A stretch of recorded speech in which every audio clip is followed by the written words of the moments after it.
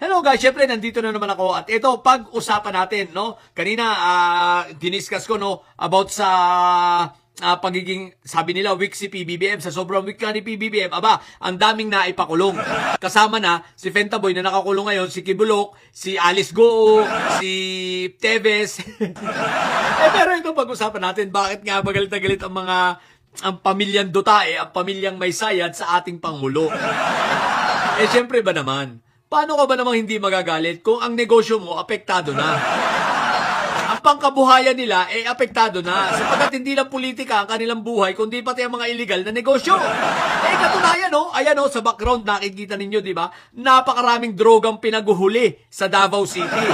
Hindi lang sa Davao City, pati sa iba't ibang bahagi ng Pilipinas. Na kapag droga ang pinag-uusapan, aba, nasasaktan ang mga may sayad siblings. Nasasaktan. Bakit? Alam naman na hindi na ito bago, no? Hindi na ito, sabihin natin na sikreto. Alam naman natin na sila ay may connection sa droga.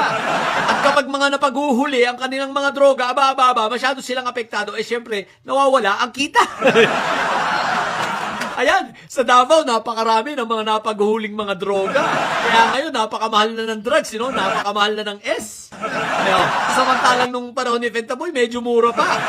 Ngayon, ang sabi ni John Vic Remulla, ang halaga na raw ngayong per gramo, umaabot na ng 6,000 mahigit. Samantalang nung panahon ni Fentaboy, 3,000 lang. At eto pa so sa kabuuan ng 6 na taon ni Fentaboy, na pagiging Pangulo, ang mga nasabat niya na droga ay nakupuro di. Kinuha lang ni PBBM ng 1 taon. Tinumbasan lang ng 1 taon. Sa pamumuno ng PBBM yung halaga at dami ng drogang nasa kote ni Fentaboy. Sa totoo lang, sa mga nasa kote ni Fentaboy, mas marami pa rin ang nawala at naglaho. Kaya galit na galit ang may sayad siblings. Aba, daming drogang nawala. Ang isa pang kinagagalit nila, alam mo ano? Aba, ipinaban ni PBBM ang Pogo. 2025 nang ipinaban ni PBBM ang Pogo, di ba? 2025 ba? 2024? Parang 2024 yan. At ipinaban ang Pogo. Ang nangyari, ayun, galit na galit. Kapag huli, pati yung reyna ng Pogo, si Alice Goo. Diba? Ngayon, ayan pati sa Davao, napaghuhula rin mga Pogo sa Davao. Kung wala ang negosyo, nabawasan ang kita. Isa sa pinakamalaking source of income nila, ang Pogo. Ito ba, pinatigil din ng Pangulo ang e-gambling. Pati itong mga illegal na mga e-gambling at mga pasugalan, pinatigil ng Pangulo. Nakupuro di. Ano nangyari? Di apektado na naman sila. Apektado na naman ang may sayad siblings. Kaya galit na galit dahil natigil ang kanilang mga negosyo. Hindi na sila makagawa ngayon ng mga peking passport ng Chinese. Apektado rin. Pati yung kanilang human smuggling. Naku po, Rudy! What the heck? Kaya ang kanilang kailangan gawin at all cost, kailangan mapababa nila si PBBM. Otherwise, tuloy-tuloy nang matitigil ang kanilang mga negosyo. Lugi! Kaya si Inday Sayad, galit na galit, napuposes na no? Pati yung pagbati sa Pangulo, ayaw nang gawin.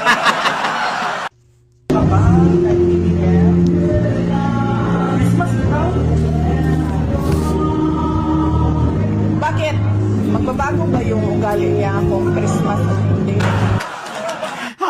Habang nag-press ko ng pagbati, nalalaki ang mata. Palong-palo ang puti. So yun, kaya galit na galit ito mga may sayad siblings sa ating Pangulo. So lahat gagawin nila para mapababa. Ang problema nyo, hindi kayo magtatagumpay. Bakit? Sa trolls na lang kayo marami. No? Puro sa mga peking account. Pero yung tunay na tao, wala na kayo. Mga didilis, ubus na kayo. Kaunting-kaunti na lang kayo. At yung mga politiko nyong kakampi, kaunti na lang kayo.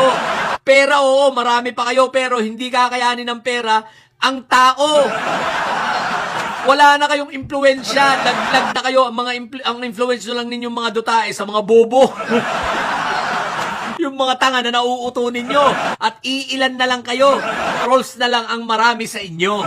At hindi totoong tao. Yan ang realidad. Kahit yung mga survey yung 30%, ako puro di. Hindi totoo yan. Kung may 30% kayo, bakit nung rally? 4,000. Tingnan nga natin ang realidad. Rally ninyo versus sa survey ninyo. Kung may 30% pa kayo talaga, bakit 4,000 ang dumating sa rally ninyo? Sa panawagan ng pagbagsak. Bakit hindi kayo makabuo ng isang malawakang rally talaga? Rally na talagang solid na kayo, mga didilis. Hindi ninyo magawa kasi ang katotohanan, wala na kayo. Wala na kayong bilang. Kaya hanggang pangarap na lang kayo, okay? So yan ang dahilan. Kaya galit na galit ang mga may sayad kay PBB. Lugi negosyo. Sa mga bobo didili dyan, ang tatay nyo'y karton. Ay, tingnan nyo, manatili kayo mga bobo at may sayad. Sa mga may sayad ay lagi high blood. Bye!